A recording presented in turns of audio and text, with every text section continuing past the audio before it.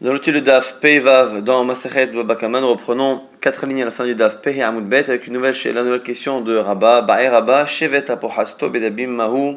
Quel est le statut de Shevet Apohatto Bedabim? C'est-à-dire, on va d'abord rappeler ce qu'on avait vu avant. On avait vu que on devait payer Shevet. Shevet, c'était les jours chômés à cause de la blessure. Lorsqu'il y a eu un ézec, une blessure. Donc, lorsqu'il y a eu une blessure, d'abord on calculait la perte de valeur physique chez l'homme en calculant la différence entre la valeur qu'aurait eu cette personne en esclave avant la blessure et après la blessure.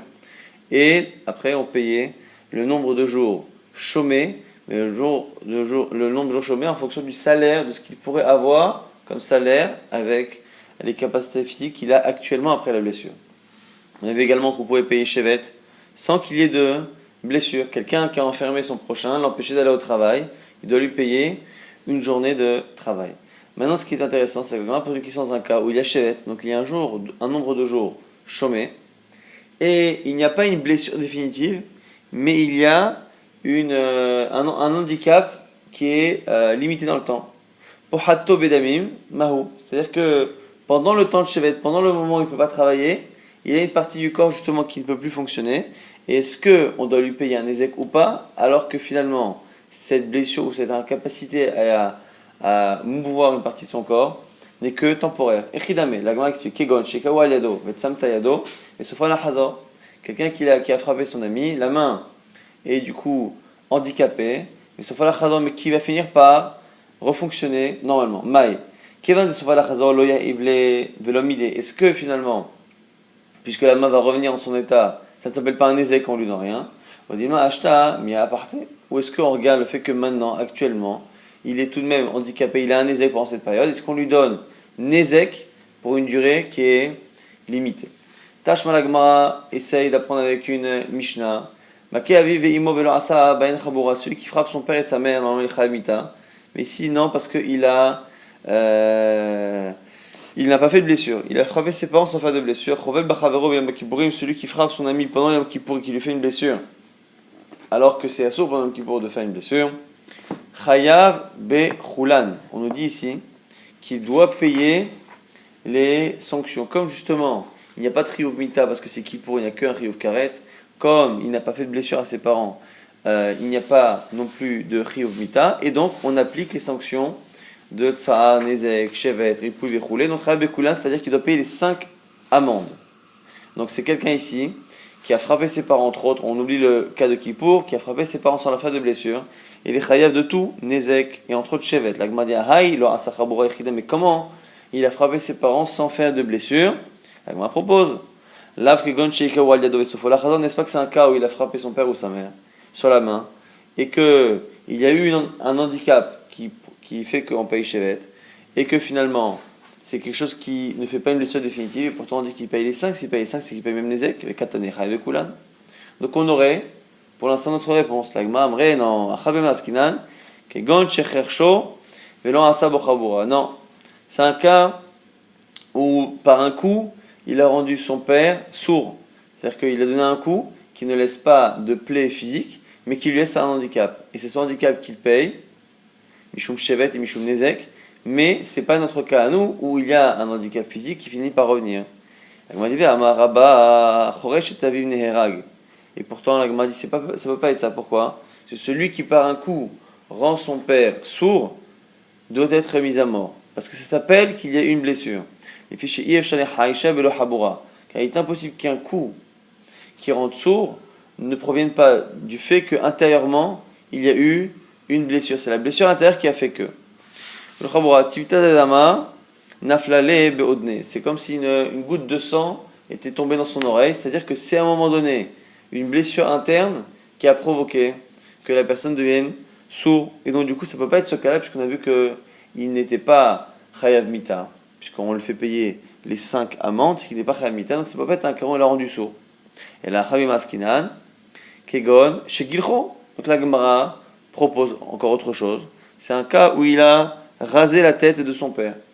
Et le fait de raser la tête de son père, ça lui a fait une sorte de défaut physique, puisqu'il se retrouve chauve, et que ça peut justement justifier qu'il ait honte et ainsi de suite. et qu'on verra par la suite aussi que certains métiers ne peuvent pas être faits dans ces cas-là. Donc en tout cas, imaginons qu'il a rendu chauve, et la Gemara dit alors du coup si c'est ça, Gilcho, Mehader, Hada, Meinu Barian, alors du coup c'est génial parce que si c'est un cas où il lui a rasé la tête, comme il lui a enlevé les cheveux, qui, on verra par la suite, lui empêche de faire plusieurs choses et donc justifie la sanction, on voit bien tout de même que les cheveux finissent par repousser. Et donc s'il repousse les cheveux, ça veut dire qu'on lui fait payer tous les dommages, et entre autres Nezek, même pour un handicap qui n'est que provisoire. La Gemara dit en Amri, Achabe Maskinan, Kegon Shesacho, Nasha Velohada. Non, c'est un cas où il l'a pas rasé, lui a mis un produit sur le crâne qui lui fait perdre définitivement ses cheveux, donc dès Velohada, ça ne revient pas. Et du coup, on peut très bien expliquer que la Mishnah parle d'un cas où il a causé un dommage à son père sans qu'il y ait blessure. Pourquoi? Parce que c'est un cas où il lui a donc fait tomber les cheveux de manière à ce que ses cheveux ne reviennent pas. Et la Gemara nous explique. Pourquoi? Ça, des hitlé kartoufne berechev et safre, mais kartoufne parce que le produit, en même temps qu'il fait tomber les cheveux, en général il fait des plaies sur le cuir chevelu, ce qui va justement générer la perte de cheveux, et donc il crie de douleur, nous dit la Gemara. Ripou des à souiller. Et les frais médicaux, pourquoi il faut aussi payer ripouille? C'est parce que les plaies que ça lui a créées sur le cuir chevelu qui ont provoqué la perte de cheveux, ce sont des plaies qu'il faut tout de même soigner. Chevet, les jours chômés, est-ce que quelqu'un qui est chauve ne peut pas travailler? On a dit c'est quelqu'un dont le métier était de danser à côté des magasins et d'être payé justement pour danser dans la rue, même si au passage les commentaires relèvent ici que quelqu'un qui danse dans la rue, qui est payé pour cela, et quelqu'un qui en général n'est pas tellement macpide sur la honte, on ne fait pas très attention à la honte qu'il a, et normalement la honte que l'on fait payer est en rapport avec le type de personne, mais tout de même ici, c'est quelqu'un qui garde la notion de honte, et donc il faut le lui rendre. Donc déjà, Shevet, Bayad Machavé Gavne Gareché, et l'homme Chazé Menanu, Kartoufné, normalement quand il danse, il enlève son chapeau, et il fait des figures, et il montre à un moment donné sa tête découverte, il ne peut plus le faire depuis qu'il a ses plaies sur le crâne et qu'il n'y a plus de cheveux, mais surtout qu'il a des cartoufnés, donc c'est plaies, et bochette, et la honte, c'est Necha Bochette, et quand on disait car c'est quelqu'un qui a très très honte du fait qu'il n'y a plus de cheveux, et qu'il a ses plaies sur la tête, alors que c'est quelqu'un qui danse dans la rue, mais tout de même. Donc du coup, la Gemara nous a expliqué comment finalement on a Nézek du fait qu'il lui manque une partie du corps, c'est que ses cheveux ne reviendront plus jamais, et qu'il a tout de même Sahar et Ripouille du fait qu'il a des plaies sur le cuir chevelu, il a une douleur et des frais médicaux à payer, Shed parce qu'il a un métier qui lui demande à un moment donné de montrer son crâne, et la honte est assez facile à comprendre. Donc du coup, on nous explique finalement que dans le cas qu'on a cité, pourquoi la personne là-bas qui a provoqué un dommage à son père sans faire de blessure définitive, sans faire de blessure réellement, simplement il lui a enlevé ses cheveux, pourquoi là-bas il est chayav des 5? Non pas parce que c'est quelque chose de provisoire, c'est quelque chose de définitif, mais les cheveux ne créent pas de chaboura, de blessure.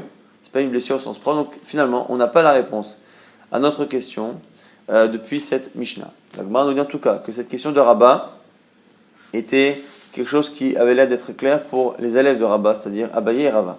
Mita de Bayal et Rabat, ce qui était une question pour Rabat, Pshitale et Abaye, les Argissa. C'était évident pour Abaye d'un côté, ou le Rava, les Argissa, et Rava, c'était simple pour lui aussi de l'autre côté. Deitma, on a dit, Ikaoual Yadovet Samta, mais sauf à la Chazor, notre cas, nous, celui qui a été frappé sur la main, qui devient handicapé et qui va finir par refonctionner.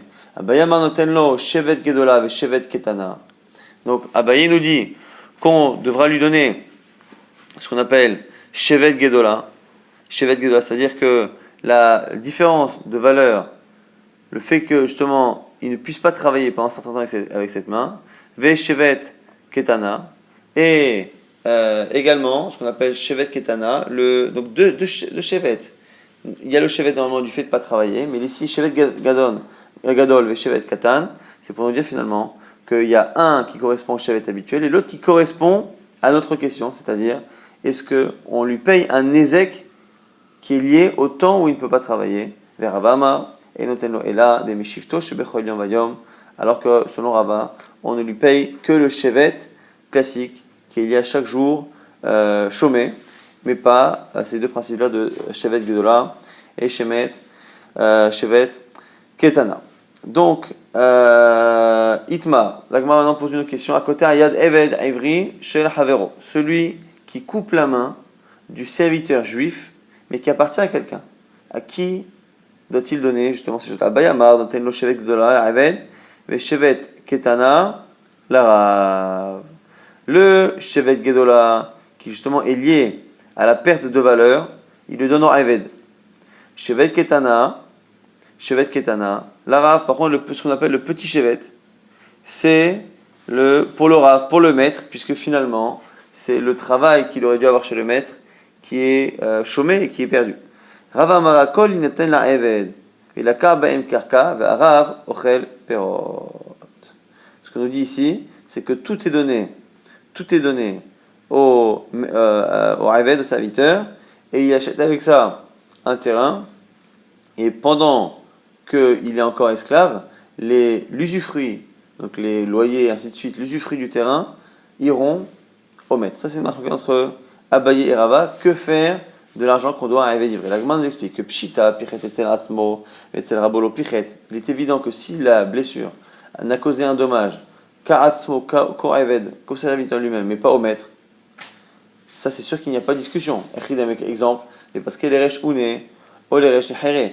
Dans un cas où l'esclave a été blessé au bout de l'oreille, au bout du nez, ici il n'y a pas de raison de dédommager le maître. Dans un cas où c'est à kol asmo, c'est tout pour le serviteur. Pichet et sel ravo. Plukta de abaye verava. C'est dans le cas où il l'a blessé par exemple à la main, à un endroit où il ne pourra pas travailler. Est-ce que justement on sépare les deux chevet gdola et ktana? Si on imagine qu'il y a chevet gdola et ktana, est-ce que, parce que là c'est un cas où c'est définitif qu'il y a chevet gdola chevet ktana, est-ce qu'on le donne une partie au maître, une partie au serviteur, ou est-ce qu'on donne tout au serviteur et c'est l'usufruit qui pendant ce temps est donné à son maître? Ça, c'est donc la marloquette, encore une fois, à Bayarava. Donc deux marloquettes à Bayarava. Marloquette sur la question précédente, lorsque le Nézek est provisoire, est-ce que l'on paye un Nézek ou pas, ou est-ce qu'on paye que Shevet? Sur un Baye, on paye les deux, sur le Rav, on paye qu'un seul. Maintenant, lorsqu'il y a une blessure chez un Réveilluri, à qui doit-on donner Shevet et Nézek? Est-ce qu'on donne une partie au maître, une partie à l'esclave, ou est-ce qu'on donne tout à l'esclave? Et c'est les pérotes qui iront au maître, marloquette à Bayarava. Maintenant, Bochet à Kol, les filles Vayesh. On a dit dans la Mishnah que la honte, tout dépendait pour la honte, le calcul de la honte en fonction de celui qui fait la blessure, donc qui fait honte, et celui qui reçoit la blessure, donc celui qui subit la honte. Il m'a dit Manimatitine, qui est le Tana qui pense ça dans la Mishnah? Il m'a dit Rabbi Meir, c'est pas Rabbi Meir, c'est pas Rabbi Yuda qu'on connaît dans une autre braïta, et là Rabbi Shimon, il a dit c'est Rabbi Shimon. Pourquoi? C'est une Mishnah, enfin, il y a qui c'est une braïta justement que c'est des Tanya. Vechulan. Comment calculer la bouche à la honte de quelqu'un? Selon Rabbi Meir, on ne tient pas compte du statut de la personne. On estime que tout juif n'a pas la honte d'un pauvre, n'a pas non plus la honte d'un riche, parce que quelqu'un de très riche, très important, en général peut demander des sommes mirobolantes pour la honte qu'il a subie.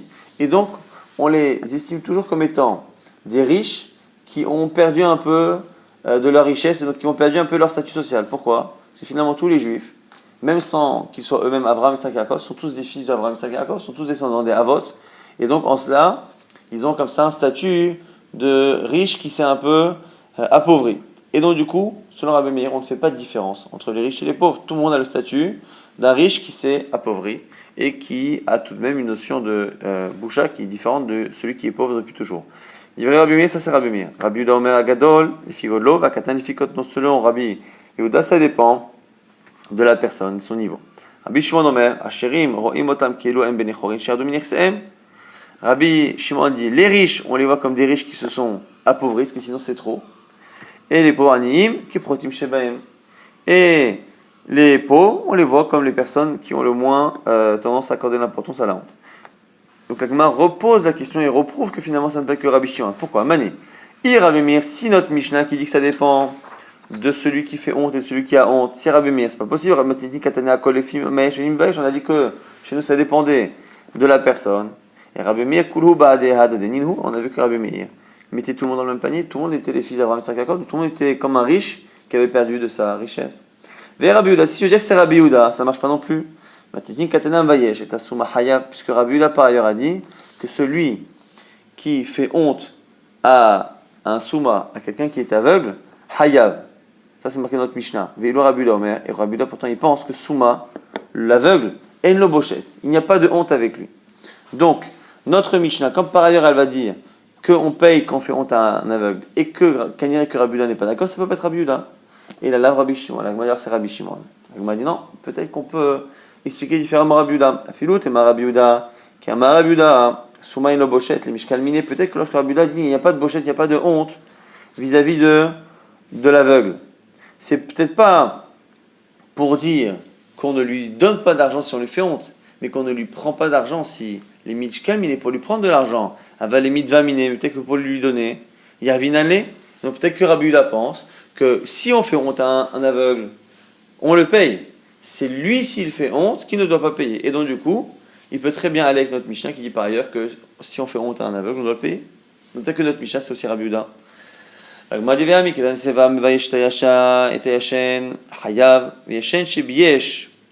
Patour. La Gemara va nous dire plus tard, la Mishnah va nous dire à la fin que celui qui fait honte à quelqu'un qui dort ou quelqu'un qui en dormant fait honte à quelqu'un, on fait une différence. Un il est chayav, l'autre il est patour. Et là-bas, cette distinction-là, on ne la fait pas pour l'aveugle. Le fait que la Mishnah nous a appris que lorsqu'il y a une différence dans une catégorie de personnes entre le cas où c'est lui qui fait honte ou lui qui subit la honte, on voit que la Mishnah précise, quand c'est lui qui fait, ça se passe comme ça, quand c'est l'autre qui fait, ça se passe comme ça. Puisque la Mishnah sait faire ces distinctions, ça veut dire que lorsque la Mishnah ne fait pas de distinction et dit que l'aveugle, il n'y a pas de bochette, il n'y a pas de honte, ça veut dire que dans les deux sens, que ce soit lui qui fasse ou lui qui subisse. Et donc, ça veut dire que finalement, notre Mishnah n'est pas Rabbi Yehuda, et la Mechavata Matitin Rabbi Shimon. Et donc effectivement, notre Mishnah, c'est Rabbi Shimon, et lorsqu'on dit que ça dépend du Mitbayesh, s'il est riche, on le considère comme un riche qui s'est appauvri, si c'est un pauvre, on le considère comme un pauvre. Maintenant, c'est qui parmi les Tanais qu'on connaît, Rabbi Meir, Rabbi Shimon et Rabbi Yehuda, c'est qui le Tana de la Braïta suivant? Nitkaven et Bayesh et Takatan, celui qui a voulu faire honte à un enfant. Finalement, Bayesh Tagadol, il a fait honte à un adulte. Noten la Gadol d'aimer Boshto Shakatan. Il donne à l'adulte, celui qui a reçu la honte, mais il lui donne la honte équivalente à ce qu'il aurait fait comme honte à un enfant, puisque c'était ça son intention. Les Bayesh Ta'eved ou Bayesh Benchorin, Noten les Benchorin d'aimer Boshto Shakatan. Pareil, s'il a voulu faire honte à un esclave et qu'il a fait honte à quelqu'un de libre, il donnera à la personne libre en question l'équivalent de ce qu'il aurait dû payer pour un Eved, pour un serviteur, pour qui il a eu l'intention justement de causer cette honte. Qui est le Tana de cette Mishnah? Mani, le Rabbi Meir, le Rabbi Yehuda, le Rabbi Shimon, la Gemara dit c'est aucun des trois connus. Pourquoi? Parce que Sakadatar Katan Ben Chassim, que quand on parle d'un Katan, d'un petit, c'est quelqu'un de, pas de mineur comme on a dit tout à l'heure, mais de petit, c'est-à-dire quelqu'un de pauvre, qui n'a pas beaucoup d'argent. Gadol, un grand, c'est quelqu'un de riche. Et du coup, ça peut pas être Rabbi Meir, parce que Rabbi Meir met sur le même plan les riches et les pauvres, parce que tout le monde est fils d'Abraham, Isaac et Yaakov. Mais Rabbi Yehuda, si tu veux dire que c'est Rabbi Yehuda, pourtant Rabbi Yehuda dit que les serviteurs n'ont pas de bochette, n'ont pas de honte. Et donc, comme ici on parle de serviteurs, ça ne peut pas être lui. Mais Rabbi Shimon, si c'est Rabbi Shimon, lui il a un problème à Amanit Kaven et Baïchetze. Ou Baïchetze, pas tout. Le Rabbi Shimon, il a un principe. Si on n'a pas fait honte à la personne, qu'on a eu l'intention d'humilier, il n'y aura pas de bochette à payer. On a de bochette à payer que si finalement on a fait honte à la personne qu'on a cherché à humilier. Pourquoi Maïta'ama, quelle est la raison? Kekatala, parce que c'est comme le meurtre. Ma katala hachemit kaven elemer, que pour être passible de la peine de mort pour un meurtre, il faut avoir l'intention de tuer cette personne. Dire tive aravlo vekam alav. On parle d'un cas de quelqu'un qui se cache, qui fait une embuscade et il se lève contre lui, vekahu nefesh, et il le frappe, va mettre et il meurt. Pourquoi aravlo vekam alav? On répète à chaque fois qu'il lui fait une embuscade à lui et il se lève contre lui, pour nous préciser qu'il faut à chaque fois que ce soit mechouvan pour lui. Achit kaven lo bochet nami, ademit kaven le. On fait le même type de limoudim pour la honte. Dirti que c'est marqué pour une femme qui, pour défendre son mari, va attraper les parties d'un homme et après du coup lui causer une honte. C'est marqué qu'elle va lever sa main et attraper bim vushav à lui, ces endroits à lui. Et pourquoi on dit à lui? Pour dire qu'encore une fois, il faut qu'elle ait l'intention de le faire à lui pour qu'elle paye bochette. Si elle a l'intention de le faire à quelqu'un d'autre et que finalement c'est tombé sur lui, il n'y a pas de bochette à chez Kavelo. Donc du coup, on a une braïta cette fois qui nous parle de quelqu'un qui a voulu faire honte à un pauvre et finalement à un riche, à un serviteur et finalement à quelqu'un de libre. Et on voit que ça peut être ni Rabbi Meir, ni Rabbi Yehuda, ni Rabbi Shimon. Pourquoi? Parce que Rabbi Meir ne fait pas de différence entre les types de personnes et les niveaux sociaux. Selon Rabbi Yehuda, ça ne peut pas marcher parce que selon Rabbi Yehuda, il n'y a pas de bochette, il n'y a pas de honte pour les serviteurs. Et ça ne peut pas être Rabbi Shimon, parce que selon Rabbi Shimon, lorsque finalement on n'a pas humilié la personne désirée, il n'y a pas de sanction à payer. Alors l'âme Rabbi Yehuda, la Gemara dit non, c'est Rabbi Yehuda. Kikama Rabbi Yehuda en avadim boichet, les mitva lehu, aval les meisham shaiminan behu. On propose la même chose que tout à l'heure, que finalement, lorsqu'on a dit qu'il n'y a pas de bochette de honte pour les serviteurs, c'est pour pour les dispenser, mais par contre, estimer la valeur, oui, donc on donne la honte à un évêque, si c'est lui qui a causé la honte, c'est là qu'on ne se fait pas payer. Autre proposition de réponse, Afilou Tema Rabbi Meir, tu peux me dire que c'est Rabbi Meir. Mi Savad Gadol, Gadol Ben Chassim Katan, Katan Ben Chassim, tu expliquais toi la Braïta en disant que le petit, le grand, c'est le pauvre et le riche. Mais peut-être que non, peut-être qu'on parle de mineur et de majeur, comme nous on avait traduit à la base. Le Gadol Gadol Mamash, Katan Katan Mamash, au sens propre, un mineur et un majeur. La Gemara explique que c'est un problème parce que c'est pour ça qu'on n'a pas expliqué. Parce que Katan Barbochatou, est-ce qu'un mineur peut justement être sujet à l'humiliation et à la honte au point qu'on le rémunère? La Gemara dit Inouï, Keda Amar Rafapa, comme a dit Rafapa, dit Michle Moulé, Omi Kalam, Achanami. Comme Rafapa va répondre par la suite dans une autre sugia, que même chez le mineur, il y a un âge où un enfant vraiment très jeune n'a pas de notion de honte, mais il y a un âge où un mineur, lorsqu'il s'approche justement de la majorité, lorsqu'il s'approche de ses 13 ans, il y a un âge où à un moment donné, il sait tout de même avoir honte, et donc il y a des enfants, il y a des mineurs qui ont honte, là aussi des Mirchamoulé ou Mikalam. Donc ça c'était la partie sur la Mishnah précédente. La Gemara maintenant enchaîne sur une nouvelle Mishnah, Vayesh et Arom, celui qui fait honte à quelqu'un qui est nu. Un Vayesh Tassouma, celui qui fait honte à un aveugle. Un Vayesh et Ayashen, celui qui fait honte à quelqu'un qui dort. Hayav, il doit payer tout de même Bochette. Veyashen Shebiyesh Patour, si par contre c'est celui qui dort qui fait honte, il ne paiera pas. Nafal, Minagag, Veizik ou Biyesh, celui qui tombe d'un toit et qui cause un dommage à l'autre. Hayav Alanezek ou Patour à la Bochette. Il est chayav de payer le dommage corporel, mais pas la honte. Pourquoi? Hachi mitkaven. Parce que il faut au moins avoir l'intention de blesser quelqu'un. Si on a l'intention de blesser quelqu'un, même si on a l'intention de l'humilier, on n'a qu'à l'intention de le blesser, on paiera la blessure et la honte. Quelqu'un qui a blessé sans le vouloir, il paiera le nezek, même s'il n'a pas voulu le causer. Mais il ne paiera pas la honte, parce qu'il n'a même pas voulu ni la honte, ni le nezek, donc il ne paiera pas. Mais ça, c'est pas le sujet qu'on étudie tout de suite. D'abord, on repart sur le début. Celui qui fait honte à un arom, à quelqu'un qui est nul. La Gemara dit, bisho arom hayav. Venodome bisho arom le bisho lavouche. Même si on a dit que celui qui fait honte à quelqu'un de nu doit le payer, c'est tout de même pas les mêmes sanctions et c'est pas le même dédommagement de honte à quelqu'un qui est nu, à quelqu'un qui est habillé, parce que s'il est nu dehors, c'est quelqu'un qui ne fait pas très attention au rapport qu'il a avec les gens. Bisho bevet amechat hayav. On dit tout dans la Braïta que s'il lui a fait honte au bet amechat, dans l'endroit où on se déshabille, c'était à l'époque les bains, hayav, il doit le payer aussi. Venodome bisho bevet amechat les bisho bashuk. Et pareil, mais tout de même, ce ne sera pas le même dédommagement si le bet amechat que s'il est dans la rue. L'agma dit amar bisho arom hayav. Arom ba bochet. L'agma dit attends, mais pourquoi on le paye la bochette si il est nu dans la rue et à qui ne fait pas attention à lui? Comment c'est possible? La Gemara dit Marafapa. Maya Arom, c'est quoi cette personne qui est nue? Des Ata Zika, Karkinhu, les manées. C'est un cas où la personne était dans la rue avec une sorte de vêtement, de halouk, une sorte de tunique. Et Vatahu, des linutfe, ou chez lui, déjà il y a eu le vent. Vata Zika, le vent est venu et a soulevé une partie de sa tunique. Et donc on a vu, on va dire, une partie de ses jambes.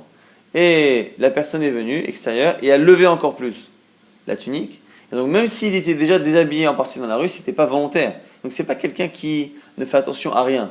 C'est quelqu'un qui involontairement était déjà déshabillé un peu dans la rue et à qui on a aggravé justement cela. Mais dans tous les cas, c'est quelqu'un qui a subi la première chose, le fait qu'il soit déshabillé dans la rue, était déjà inintentionnel. Donc c'est quelqu'un qui a la notion de bochette.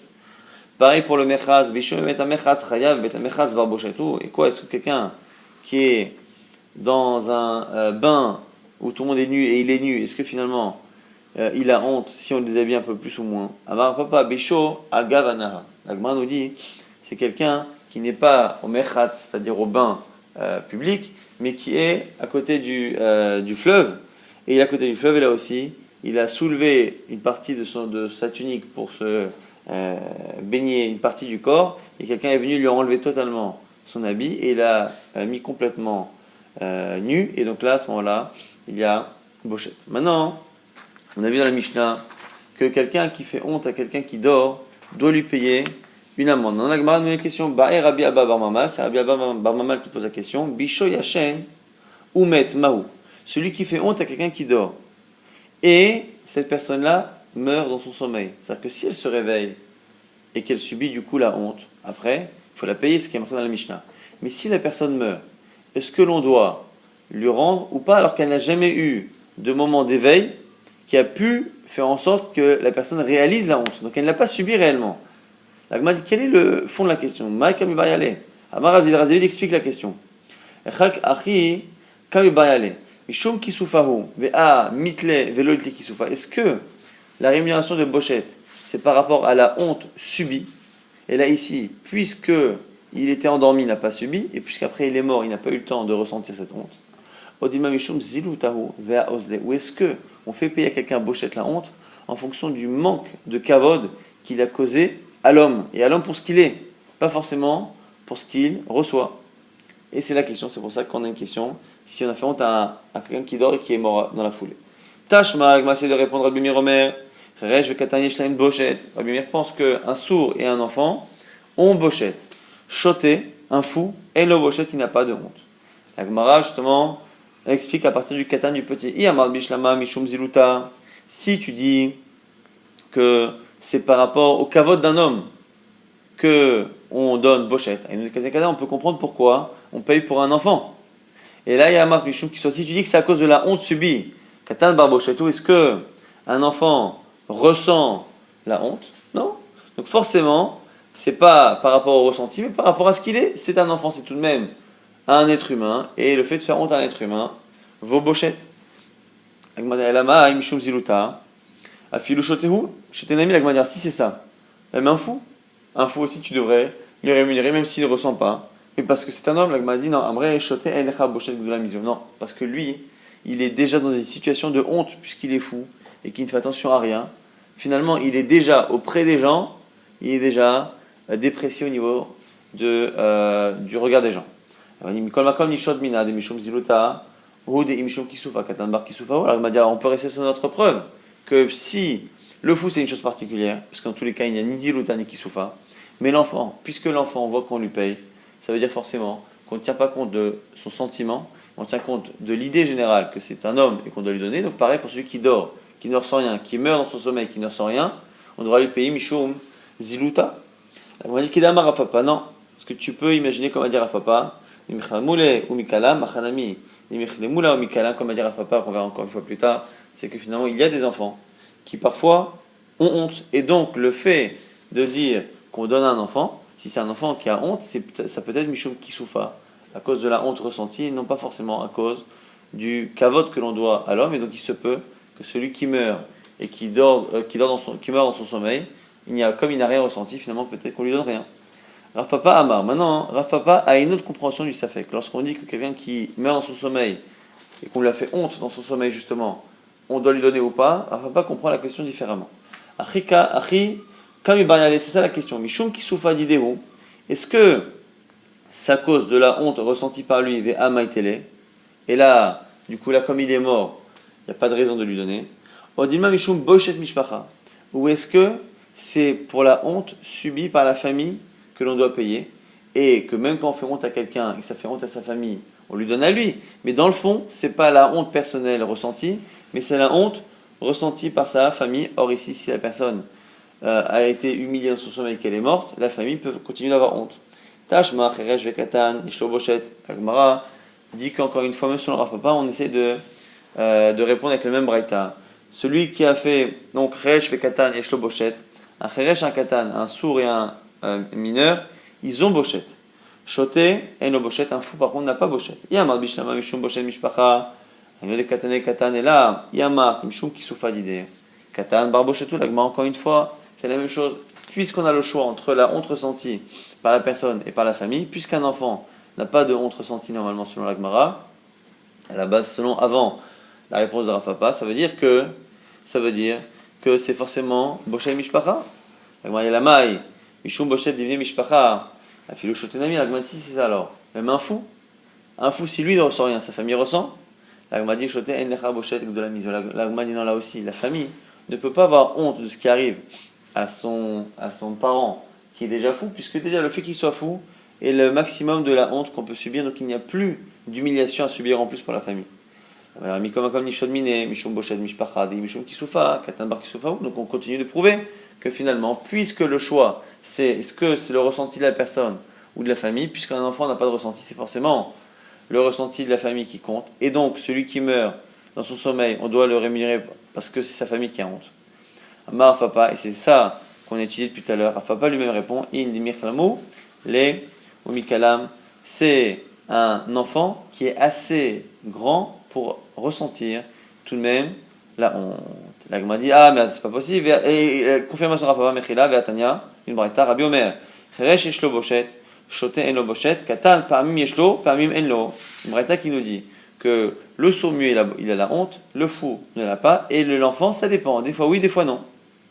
Ade Mechalamoule ou Mikalam, Ade Mechalamoule, Velo Mikalam, ça dépend justement si il est en âge de comprendre ou pas. Donc on va rapidement résumer ce DAF. On était resté sur une question de Rava qui n'était pas résolue, mais en tout cas sur laquelle on avait les avis de Rava et d'Abaye. Est-ce que lorsque l'on a quelqu'un qui n'a pas de blessure définitive, il a une impossibilité de travailler, donc on lui paye chevet, et il a un handicap physique, donc une partie du corps qui ne fonctionne pas, pendant une durée limitée, est-ce qu'il y a Nezek, alors que ce n'est pas définitif ou pas? On a vu finalement que selon Abaye, oui, selon Ravanon, Abaye dit qu'on paye 2 chevet, Gadol et Katan, un correspond au chevet classique et l'autre correspond à ce Nezek qui est provisoire, c'est marqué entre Abaye et Rava. Autre marqué Abaye et Rava, lorsque quelqu'un donne un coup et handicap ici pour le travail un Eved Ivri, un serviteur juif, est-ce qu'il donne tout au serviteur? C'est ce qu'on pense Rava, on donne tout au serviteur, mais pendant ce temps-là, cet argent va être investi dans l'immobilier et l'usufruit de ces terrains va revenir au maître pendant le temps du contrat, donc les 6 ans, ou selon Abaye, ça dépend. Il y a une partie qui est donnée au maître et une partie qui est donnée justement à l'esclave, ce qui correspond au travail est donné au maître, ce qui correspond à la perte de valeur physique est donné à l'esclave, puisque le corps de l'esclave lui appartient toujours. On a vu après qu'au niveau de Boshet de la honte, on avait 3 avis. Un qui dit, Rabbi Meir, qu'on ne fait jamais attention au type de personne. Tout le monde a le statut non pas d'un riche, non pas d'un pauvre, mais d'un riche qui a perdu de sa richesse. Ça, c'était Rabbi Meir.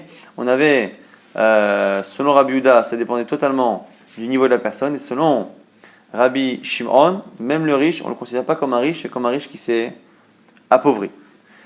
Après, on avait vu également qu'au sujet de Soma, au sujet de l'aveugle, on avait une marloquette. Il y en a qui disent que Soma il n'a jamais de honte par rapport à lui. Il y en a qui disent que si on lui fait honte, on le paye. Si c'est lui qui fait honte, non. Après, on a vu également une marloquette. Est-ce qu'un Eved, un serviteur, il y a une honte pour lui s'il lui fait honte ou pas?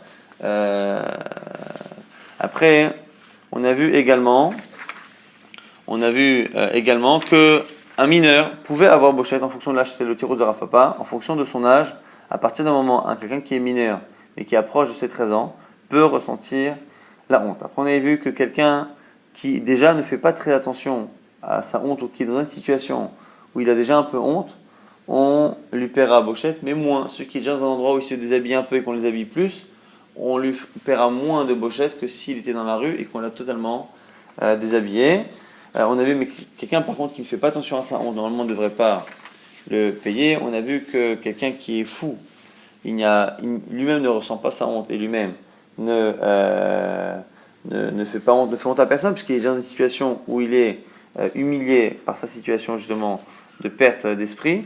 Et après on avait une question dans la Gemara, et cette question finalement avait déjà été doublée, c'est-à-dire qu'on avait une Shela halachique. Que se passe-t-il si quelqu'un qui dort est humilié et qu'après il meurt dans son sommeil sans se réveiller et ressentir?